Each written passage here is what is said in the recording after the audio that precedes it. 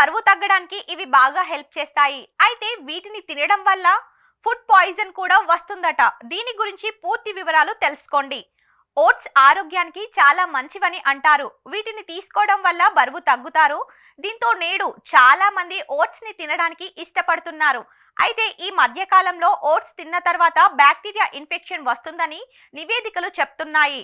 ఇందులో సాల్మోనెల్లా బ్యాక్టీరియానే కారణం. దీని గురించి ఏం చేయాలో తెలుసుకోండి.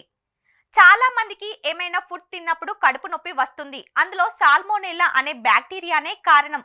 ఓట్స్ లోనూ అదే బ్యాక్టీరియా ఉందని తేలింది.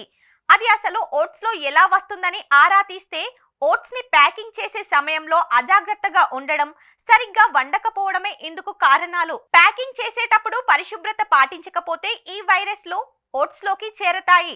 వాటిని సరిగ్గా ఉడికించకపోతే అనారోగ్య సమస్యలకు కారణమవుతాయి.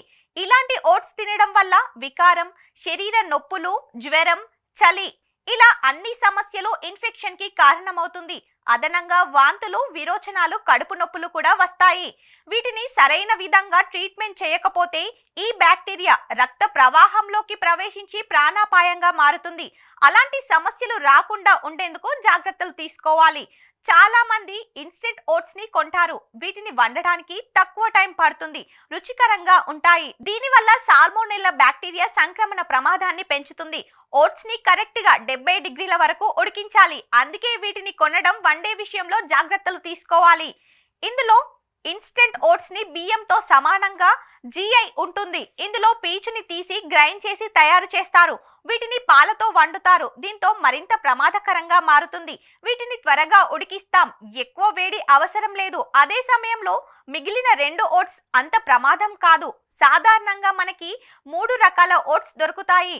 అందులో instant oats, rolled oats, steel cut oats. Instant oats త్వరగా ఉడుకుతాయి కాబట్టి సమస్యకి కారణమవుతుంది. మరో 2 రకాల ఓట్స్ బరువు తగ్గడం, ఆరోగ్యానికి చాలా మంచివి.